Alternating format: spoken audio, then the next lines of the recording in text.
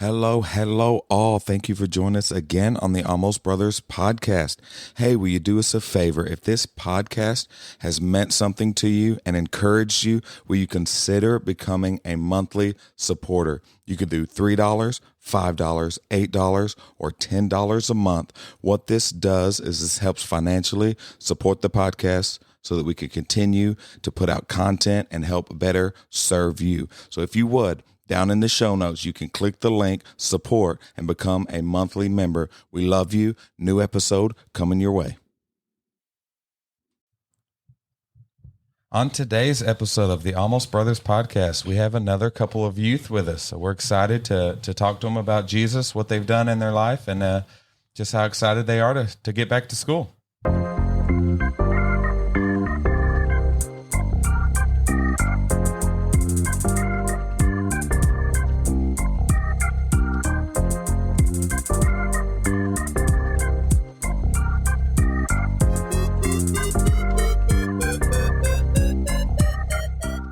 What's up, everybody? Welcome back to another episode of the Almost Brothers podcast with your host, Michael Simmons, here as always with my co-host, Jeremiah. How are you doing, Jeremiah? Man, I'm good. How are you? It seems like it's been a little bit. I don't know if it's just... I think it has been.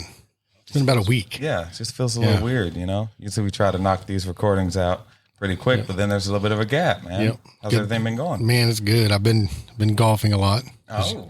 You can probably tell by the sun. Yeah, you do look a little bit darker. Yeah. Do you have the farmer stand? I have a straight up great farmer stand. Oh gosh. We went to down by Van Buren, and we were swimming the other day, and I wouldn't even take my shirt off down there because I had like the most predominant farmer stand ever, and I'm just like the weird guy with his t-shirt on. You like look around like, yeah, I'm like, I'm good, man. There was one other dude rocking the farmer stand, and I'm like, I don't want to be that guy. But did you swim? I did. I walked out in the water a little bit, you know, and like watched Max play and watched these kids, watched Ben and Chris. They slid down the rocks and stuff. And, oh yeah. See, I don't want any part of any of that. No. It looked a little sketchy for me, man. Oh yeah. It was. Yeah. No one like got hurt too bad, I don't think. That's good. Yeah, everybody made it out. Yeah. Everybody made it out okay, other than the tan. Right. That's you are getting darker though, man. How you been? Not bad. Just been hanging out with the kids, a lot of work. That's about it. Ready to get this school going again. Going to be full time in college and substitute teaching. So cool. I'm ready to get that going. And on today's episode, we have a couple more youth. I'm gonna allow y'all to introduce yourself. So we'll start up here. Doing good. How's it going? What's your name? My name is Chris. I'm doing good. And my name is Ben. How are y'all doing? I'm good. Y'all excited for youth tonight? Yes, sir. Yeah. Ready to get in there and get the ball rolling, get started.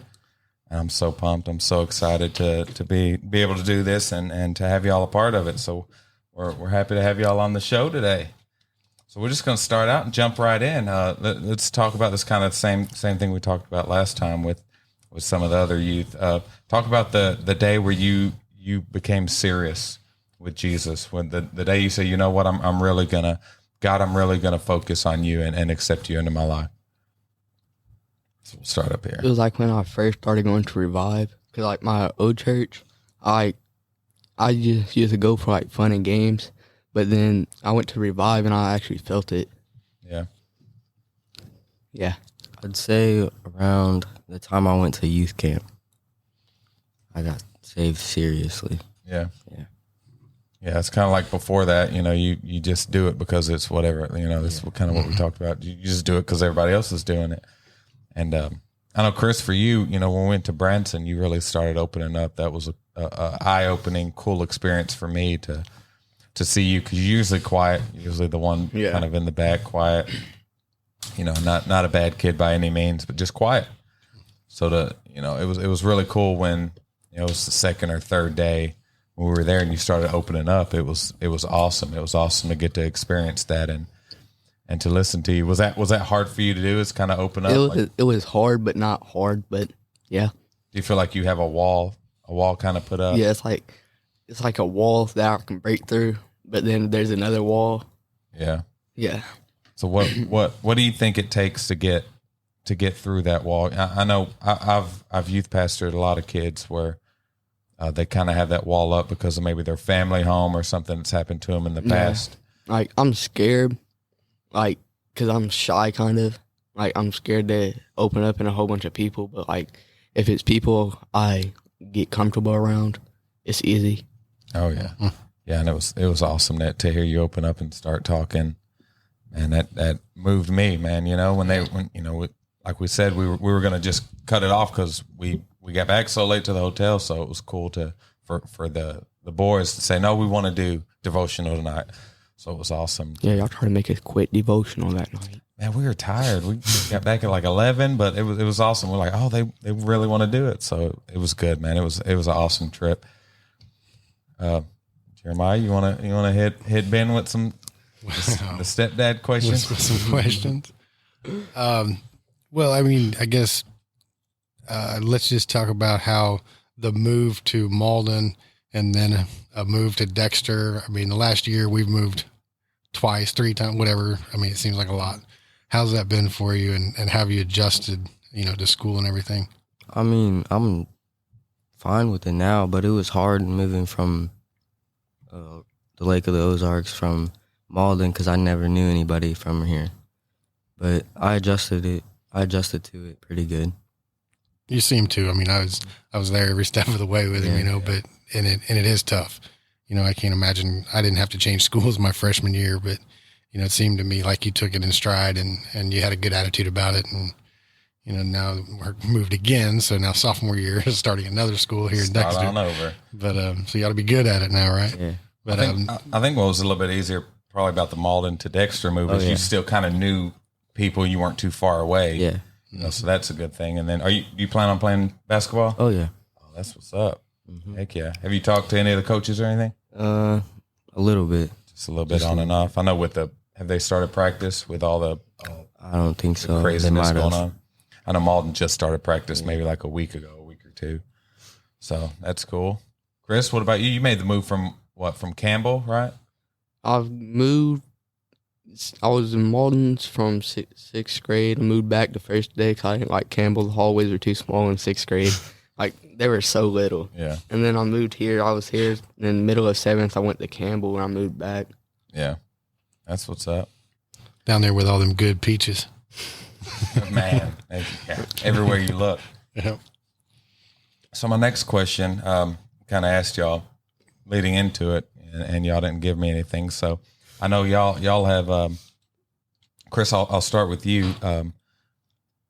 Give us kind of an insight to your dad and you know what happened with that and what went on with that. You know, I just kind of know things kind of in passing and talking to your mom, and it'd be cool to kind of hear your perspective on what happened and how you're dealing with it now.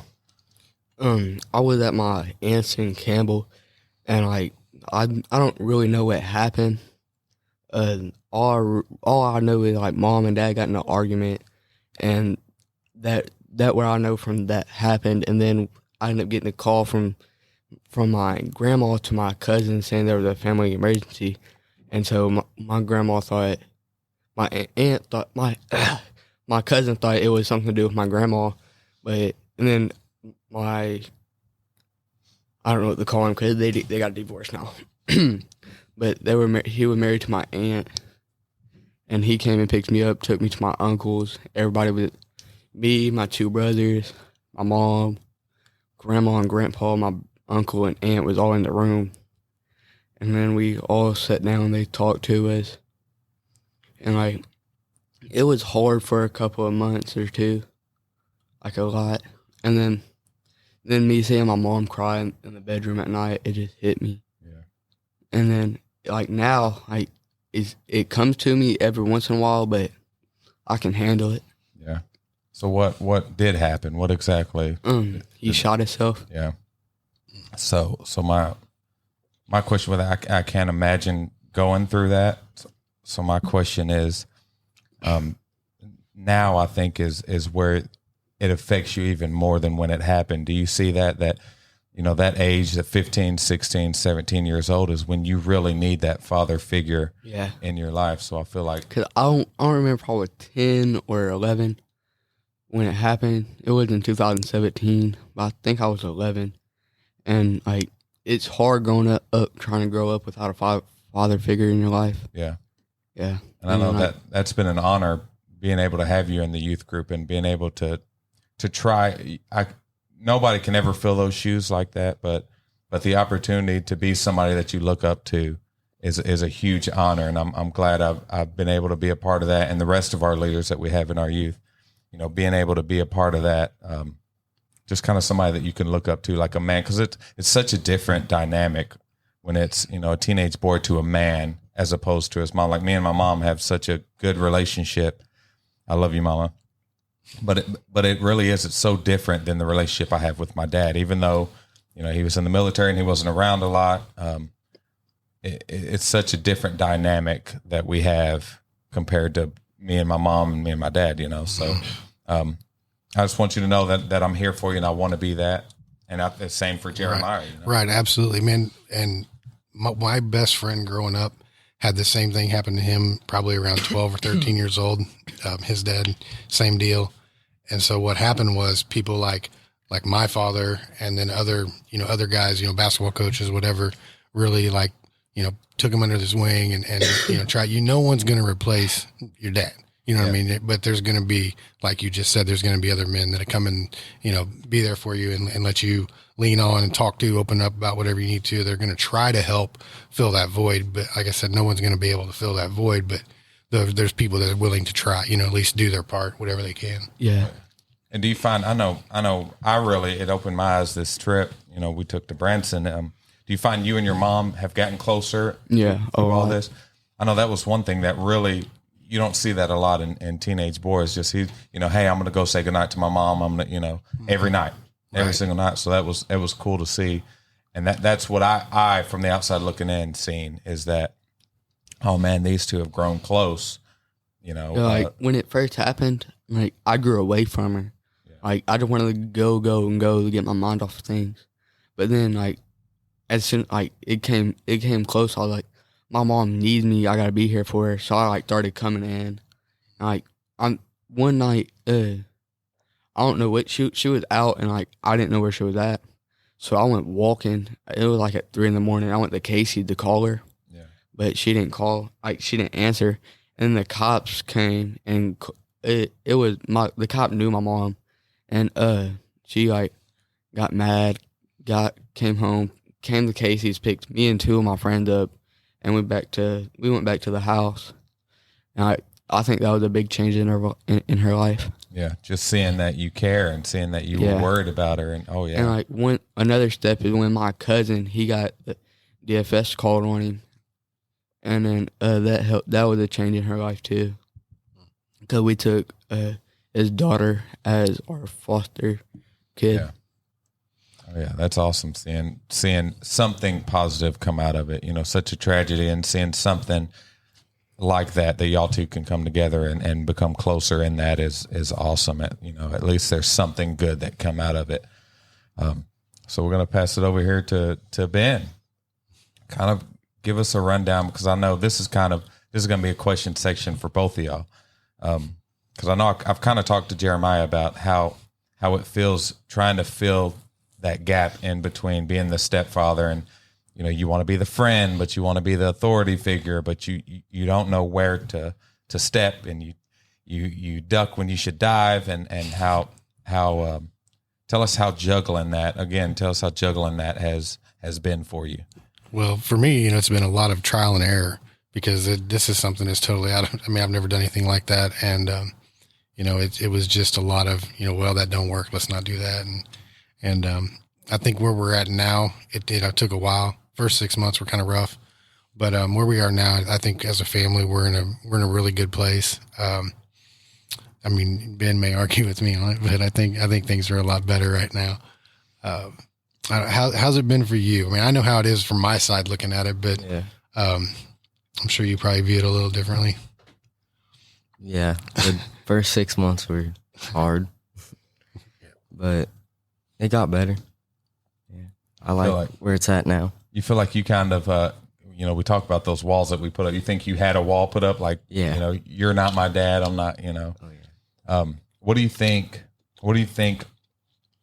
happened to start to break that down? What do you think kind of changed in the dynamic between you two? When we first moved out here, I knew that he actually cared about us, and I just started opening up to him, I guess, and yeah, I know that's for me. Seeing that is seeing y'all two. I've never seen the kind of before where y'all weren't, maybe on the same page, but I know that I've noticed that, y'all two hanging out together and just seeing y'all together, that y'all really love each other, and man, which I went through the same thing with my stepdad, who I consider my second father still now, even though him and mom aren't together. And I see that in y'all two, is that y'all are close and y'all love each other. And I can only imagine how it would be to step into that teenage boy's life midway through his life. You still have your father, but him being the main father figure that you have in your life is that's a hard road to navigate. And I can only imagine. Well, it's kind of, we're at the point now where, his dad's going to be out of the picture for a little bit. And so when we kind of got that news, I remember we took a ride in my truck. I think I maybe let him drive, or maybe possibly. If there's any cops listening, I didn't let him drive. Absolutely not. But it was rough. It was bad news. And so I remember we took a ride, and since then, I think we've both just been kind of maybe accepting what's going on there, and I think, like you said, he knows I care about him and I want the best for, his mom and his little brother. And, we're more of a family unit now. And I think it feels good. Oh yeah. So how did you take that news? Like, give us how you feel about everything that happened between your dad and your mom, and just kind of everything that happened in his life. How does that make you feel as a son, or as? I still care about him and all, but it made me disappointed. Yeah. Because that was my dad. Yep. You think that had an effect on how maybe you connected with Jeremiah at first? Yeah, it did. I can understand kind of that hurt, and then that you feel betrayed and kind of left alone. Mm-hmm. And like I said, it's different. Of course, your mom's always been there for you, but it really is a different dynamic between a son and father. Yeah. So I know that had to be hard to hear the news, but hard to open back up to another male in your life, another man in your life. So it's awesome seeing y'all get through that. And now, just like I said, I'd never seen that before. I've only seen the good, what I see now. So that's awesome to be able to see, because it's different even with Max. He doesn't understand, Right. He doesn't really understand what's going on or what happened. But with you were old enough to know exactly what is happening and what's going on. So I think it just makes you stronger. Makes you a better man, because you see that and you understand that people are going to fail. We put these people up, and we think that they're never going to let us down and they're never going to do anything to hurt us or anything. But we got to understand that everybody messes up somewhere down the line. But again, like I said to Chris, I'm glad to be able to be in your life and to be able to in any way I can help impact you and help steer you in the way, you're still going to continue to mess up every day, because you're teenage boys and you're just going to do that. You're going to make stupid decisions and try to be cool and do this or do that. But I'm glad I could be here to help try to steer you along with your stepdad, along with Jeremiah, and along with, Richard and all these other men that we have. But I'm just blessed and honored to be able to do it in y'all's life. So what we're going to do, we're going to switch on over to the question block, which this was awesome. If you haven't already, follow us on Facebook, the Almost Brothers Podcast on Facebook. Every week before we record, we're going to go ahead and put a little question block questionnaire up so y'all can submit your questions, and we'll try to read them on here. We had good responses on this one. Yeah, we did. Man, it was awesome. So Jeremiah, I'll let you read the first one. It's from your wife, and this is directly for y'all too. So, all right. Okay, so what does it mean to you to have a relationship with God? What does it look like? And what is the hardest part of living as a believer among your peers? And what can we as adults do to help you out? Chris, that was a lot there. So what it's asking is, what is it? What? Let's just start one question at a time. Yeah. Missy, question block, not questions. What does it mean to you to have a relationship with God? This is for you, Chris. Kind of hard. We talked about this at Branson, the difference between religion and relationship. So that's pretty much what it's saying. What does it mean to you to have a relationship with God? What does that entail? What does that? Like, I can see a difference from when I went to my old church and now.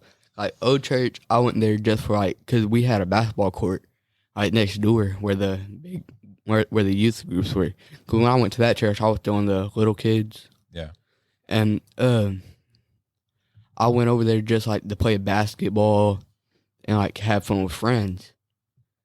And, like, I ended up starting seeing where I was at. Like, I ended up messing up, like, nonstop. And then I came to Revive, and, like, I saw a difference. I saw, like, there were kids my age I can talk to, be friends with. And, like, even you, like, I felt like you could be, like, one of the people I can look up to and talk to. And, like, then we went to one night, a youth service, and, it made me open up more. And, like, I don't remember what you said, but, like, it made me feel like I was closer to God. That's awesome. Heck yeah. That's what I'm talking I about. started going to church a lot because Mom, like, I really didn't want to go to church. I really didn't want to go to church because, like, I felt like church wasn't the right thing to do at the time. And I started going to church with Mom, and I started getting to know more people and all that. And, like, I was like, oh, this is the right place to be. Yeah. So, like, I started going to church a lot more. Almost one day, like, Mom said, I don't want to go to church. I was like, can we go? Can we go? Can we go? Like, I didn't stop asking her until she said, yeah. Yeah. See, that's awesome. Like, that's that difference between, you know, having a relationship with him and knowing about who Jesus is. Yeah, like, he, like y'all said on, I forgot who said it. It was you or Pastor Tim. Y'all said if Jesus walked in now, everybody wouldn't like him because what he would be wearing. Yeah. Like, most of us kids, we'll be like, yeah, you stink or something. Yeah. But, like, I kind of want to get to know Jesus more and all that. That's good. Yeah. That's awesome. Ben, what does it mean to you to have a relationship with Jesus? I guess just diving into the Word every day, praying, communicating with Him, talking about your problems, and letting Him come in and try to fix that stuff. That's good. That nail on the head there. Yeah. I mean, communication in any relationship. You know, if you and I want to be better friends, we talk. Yeah. You know, so I think that's he's right on there. So, what do you guys think is the hardest part about being a Christian in front of the friends that you're around, or not really friends? Let's just say the people you see at the basketball court who aren't a Christian. It's like they'll end up making fun of us because, like, we don't do what they do. Yeah. But, like, we basically just, like, block them out and go in our own section and play. You think that's going to be harder this year going to Dexter? Kind of, you don't have that? Yeah. Which you will. You'll have a few, you know, that go to church here that you'll know, you know, from going to church here. But you think that'd be a little bit harder kind of to. Yeah. That's always the hardest part is you see people around you that kind of are doing the exact opposite of what you're trying to do. And it's like, I want to be friends with people, but I don't want to do what they're doing. So that's going to be an interesting thing. The next one, this was a good one. What do you guys think about what is going on in the world right now with the virus and with everything that went on with the riots and everything like that? What do y'all from a teen standpoint? What do you think about all that? The world is ending. Oh gosh, It's coming to the end. But, like, I feel like if us teenagers, like, all come together and, like, stop being disrespectful, hating on each other, like we can change the world together. That's good. What do you think about it, Benjamin? It's crazy. Benji. It's crazy, ain't it? Yeah. And the thing is, the thing that a lot of times you don't understand in your age bracket is that y'all are the future. Yeah, you're Y'all's living in voice is history. the one that's gonna Like that's we're gonna the have to future carry now, this. but then like when we get up there, we have kids. Our kid, the future. Yep. Yep. So it's right now what the outlook on life that you guys have right now is what is going to shape the way you are as adults. So stay tuned to what all is going on, what things are going on. Be able to come up with your own opinions, to be able to look at it and analyze it, not just what you hear on the news, but actually dig into it. Because what happens is, we see it on Facebook. We see the headline and, oh, I can't believe this is happening. Instead of digging into what it says, digging into what really happened, digging into the context of what's going on. Right. And I think it starts now with standing up for what is right, because that's only going to, become a bigger and bigger deal for you all as you get into, become young adults and stuff. If you don't learn how to stand up for righteousness now, then you're not going to learn how to do that as an adult. And so if you see things in the world going on around you that you're not happy with, it's your world to change. That's right. And I know it doesn't seem like there's, you're just one person, you can't do anything, but everything starts like that. Every movement you see right now going on started with, a couple people or a group of people, Yeah. And so, I think that there should be people out there stand up for right, Yeah. Oh yeah. And y'all are the main one. Like I told the Hunter boy or the Hunter boys, Lord have mercy. Hunter, Tristan, and Easton. What's up, Hunter the boys? Randall boys. The Hunter boys. No the Randalls. What up, Hunter No boys? No E. Don't put a E on it. I told them, we're the ones that No E. that have built this. That's right. We're the ones that have built this vehicle. We're the ones that put gas in the vehicle, but y'all are the ones steering the vehicle. Y'all are the ones that drive the culture where it's going, what's cool, what's not cool, what's in, what's not in. So if you decide, hey, we're going to stand firm and we're going to, stand firm on God's word. And, this is right. This is wrong. That's going to be where everybody's eyes go. Like when we went to Branson, like y'all put the gas in it, y'all drove, but like we picked the place to go because it was basically our trip. Yep. Like we went to Silver Dollar City. Can we go back to the pool? Can we go back to the pool? No. That's what you were saying in your head, but like that was where like we all have fun at. Yeah. Cause like we could play basketball, putt, swim. Yeah. Did you guys putt? A little bit. Who won? We didn't keep score. Yeah. Did everybody get a trophy? Exactly. That's exactly right. Me and That's what I was gonna Easton, say. me and Easton, Everybody. we just like me and Easton, we just like swung it, and we're seeing if we can make it in a different hole.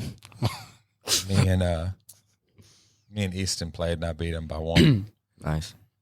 I was trying to keep it close, but okay. Next question comes in from Shawnee Sean. Love you, Sean. How does God view sinful nature, and how does He see me as spotless and beautiful, even when I can't see myself this way? Y'all ever struggle with that? Just you mess up, like maybe it's a reoccurring thing that you struggle with, and you really start beating yourself up over it. Like, God, I'm not even deserving of your forgiveness. How do you view yourself in that failure and when you keep messing up? You go first.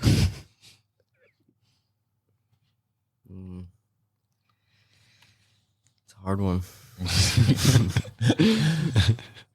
Is it difficult to see yourself Yeah. in a positive way if it feels like you're either messing up all the time or just getting in trouble, even if you don't feel like you're messing up? Because I know that may happen every once in a while too. Yeah, every now and then. Where you don't see anything wrong, but Like you feel like you're doing the right thing, but you're actually not. Yeah. Yep. It's Hard to forgive yourself on some of Yeah. these things. I know there's some times where I used to, like, I'd be sitting there and I'm like, God, I don't even know what to say. I don't even know. I don't even want to ask for your forgiveness because I don't deserve it. It's I keep messing up. I keep falling on the same thing over and over, and I keep asking for forgiveness, but I keep doing it, and I know I let you down. So we get so down on ourselves, and we feel like we're not worthy of the forgiveness. But The Bible says a righteous man falls 7 times, but 7 times he gets up.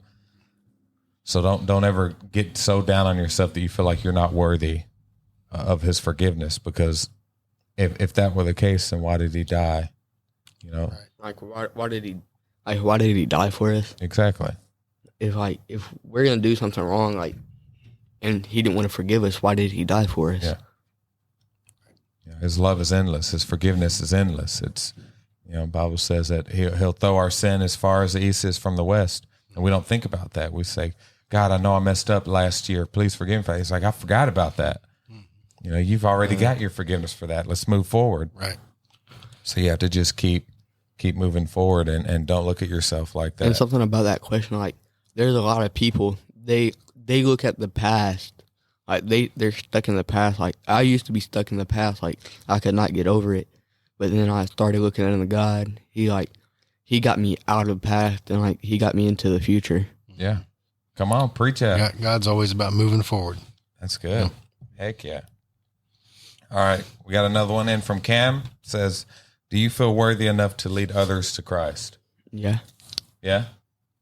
How do you think that's kind of hard talking to people, especially your age? It's hard because if the person you want to get closer to Christ is a bull, say he's a bully. Yeah. He can go tell a lot of people about you, try to get you down. Yeah. And make fun of you, but that is you are you for a reason. So if I feel comfortable doing it, but I feel wrong. I feel like I'm gonna get made fun of, right. And people are gonna bully me and not be my friend or something. Yeah, if you try to talk to them about Jesus. Yeah. And but I still do it, but you know what the good thing about that is? It's what they did to Jesus. It's like if I don't want to die. They killed him. Yeah, but that's the whole point. That's the whole point of it is that God, I'm gonna proclaim your name, even if they kill me, because you died for me. It's I don't think it's going to get that far to where someone wants to kill you. I definitely think at your age, the made fun of, the people not wanting to be your friend, but right. you can't get away from what God has led you to. God puts that person. I'm not a negativity person. I'm all about positive. Yeah. Last night I think it was, Ben was acting like he was upset at a girlfriend. And I was like, what's wrong? At a girlfriend? A girlfriend. There's a couple. Oh my God. There may be 3. Lord have mercy. There's 3 of them. So say I see somebody being sad or something, I want to be there for them. I want to get them happy. Yeah. Or something. Oh yeah. I want to get them out of their feelings. Yeah. That's good. Ben, you find it hard for you to talk Jesus around your friends? Sometimes, yeah. Yeah. Especially when I'm new. Yeah, that's true. And you've been new a lot. Yeah. Yeah. Right. But even sometimes you don't even have to say that. Sometimes your actions, kind of like y'all at the basketball courts. We were talking that the kid cussing and them going up to him like, "Hey man, you don't." Yeah, me and Tristan, he came up there and started cussing every time he missed a shot. Yeah. Beep. Yeah.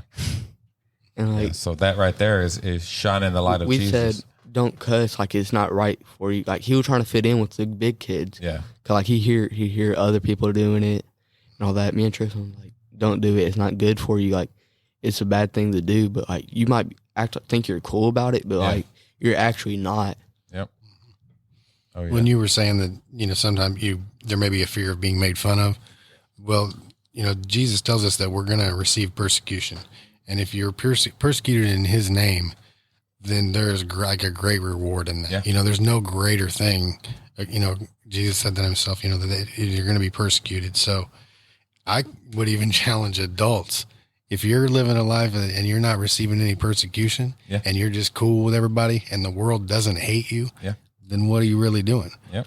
Because it tells us very plainly that we will be persecuted and we will be hated. That's good. Are you living life right? Well, and it's just easy to ride that fence and want to be likable. Yeah. But I think that what we're all called to is a greater purpose. And in that greater purpose, there's going to be a greater persecution or a greater resistance, let's say. Yeah. So if everything's just smooth sailing, Yeah. you might want to think about it. That's good. Yeah, that's good. Okay, we got the next one is from Samantha, and she said, "When do you feel most connected to God?" That's good. Ben, we're starting with you. Ben, you're first this time. Finally. Probably when I'm surrounded by my Christian friends like Tristan, Hunter, Chris, Easton, everybody that was in Revive. Can't forget short people. That's when I felt most connected to God. Make it a lot easier for you. Yeah. That's and that's always the argument where you hear people, which the gist of it is true. Like, oh, I don't have to go to church to be saved. It's like, well, yeah, that's true, but some days you're going to feel less than, and you need those people around you. Just like you just said, once everybody's around you, that's when you feel closer to God, because you're all on the same mind, you're all on the same page, and you all lift each other up. How many times have you went to your friends when you've had a bad day, just like, hey, y'all want to hang out? Just get me out of this. And that's what it's all about. That's why, the Bible says iron sharpens iron. And that's what it's all about. It's when we struggle or when we have a bad day or when we fall, we can go to our friends and say, hey, I just need to be around y'all. And that's what's so, like I said, this is awesome to be able to do this with Jeremiah, because, maybe if we're having a bad day or just getting to come in here and talk to each other and hang out, it does such a wonder. Yep. Yeah. Like one day, me and Ben, like we had a deep conversation. Like just about like random things. Yeah. Like about his dad, my dad. Like we had a deep conversation about it. Yeah. And probably helped both Like of y'all. it helped us too. Oh, yeah. Like it got us to know each other better. Yeah. Like we already know each other good, but like it helped us know each other. Oh, yeah. Right. And to be able to lift each other up when because you kind of both, in a way, went through the same thing and you're about the same age, and you can lift each other up in that. That's same with me and Jeremiah, man. That first time we sat down and talked, it was like, oh man, like we kind of have the similar thing going on. So it just made us that much closer and that much better friends. Right. So, Okay, the second part of this question is, what would help you to seek and connect with God more? And is there something or someone that helps with that? Ben, you're first. did you get all that? Did you get it? What would help you to seek God more? Or like, and is there someone who, well, I guess you kind of answered that. You said you guys had a deep conversation and you opened up and learned more. But is there anybody else, or is there anything else that would help with that? Like anybody else or Yeah, anything, anybody, like youth, whatever. like me just sitting there and talking to God, and then like y'all, like having conversation with y'all helps. Oh yeah. I find that has And like That has- Tristan, Easton, and Hunter. that has as much effect, especially with kids, as sitting down and listening to a sermon, because not only are you getting God's word, if you've got a good relationship or a good person that you're talking to that actually is in tune with God, you'll be getting God's word, but you feel like you're a part of it. It's not just an adult talking at you, but we're talking together and getting, you're getting your feelings across, you're getting your ideas across, you're getting your say. Because I think a lot of times y'all's age, you get trampled over and you get overlooked. Y'all go sit down, shut up, keep your mouth shut, pay attention, instead of, hey, are you struggling? What are you struggling It's with? like when we went to Branson, you said something about it. Like we instead of staying in church, it's like y'all go sit down, listen, be quiet, be good. But like when we went to Branson, it was like y'all, like the adults, sat down and listened to us. Yeah. That's basically Yeah. how it was. Yeah. And that's when a lot of times when Like that, how most of us got closer. Yep. If the tramp to Branson. Oh yeah. Yeah, you like that? You like the conversations more? You're kind of quiet, Mr. Cool over here. Yeah. Lord have mercy. Mr. Cool. But it's been awesome just seeing y'all open up, and I look forward to seeing y'all open up more often. Talk. Let your voice be heard. Let your opinions be heard. We'll tell you if you say something that's like, that's not exactly right. you know, we'll let you know, but have your feelings, let them out, let everybody know. When we have stuff like this, we sit down or we, you know, break guys into one group, girls into another, you know, really open up. Yeah, that what really helped me is like being around like people I can open up to, and like they can like feel what I've been through, like stuff like that. Because like the girls, they had their conversations, we had ours, but like as a boys, like we can open up more to each other instead of the girls. Oh yeah, with the girls around, that gives you a whole nother Like, level. Like you're sketched out about it. Yeah, because you don't want to open up. Like I definitely can't look uncool around them. But I think it's good to voice your opinions and voice your ideas, because you know that's a good thing. That's a growing process. I can look back and think of, you know, say Bible verses or something that I went through where I thought, man, I was very sure about that. I was very confident in that, the way I viewed this subject or whatever, and then realized later on that I was wrong. You know, and that's just a part of growing up. You know what I mean? And you can share those ideas and share those opinions with people and get some feedback, and maybe you don't get stuck in that, you know, in a wrong belief as long. Yeah. You know what I mean? That's good. Yeah. Because a lot of times, you know, if you just hold on to it. I had a small thing, a verse out of the Bible that I took way out of context that sent me down a bad road from like 18 years old to like 30. And it was the part where he talks about it's better to be cold than lukewarm because he'd spew out his mouth. Right. And I thought, you know what, then I'll just be cold. Because I mean, all I'm going to be is lukewarm because I'm a hypocrite. Yeah. And I'm not going to be a hypocrite. And he said he'd rather me be cold. And I let that run rampant in my life for like 20 years. You know, well, not that long, 15, but I mean, a long time. Oh yeah. A long time to just totally never step foot in the church, never cracked the Bible, never prayed, because I didn't understand what that really meant, what that verse really meant. And so I just encourage you, if you have an idea or something, or like I said, if you just talk about it, you'll get feedback. And from us, you're going to get sound feedback. Yeah. You know, and that's one thing and if we don't know the answer, we're going to get the answer. You know, if we don't have it right then, we'll do our research, we'll talk to whoever we got to do, and we'll get you the right answers. You know, that's just, I think that's what Mike and I are both committed to doing with you guys. Yeah, absolutely. And man, that's kind of what we were talking about, you know, with the relationship versus religion is, you know, religion will tell you, hey, you're not going to make it, so just stop trying.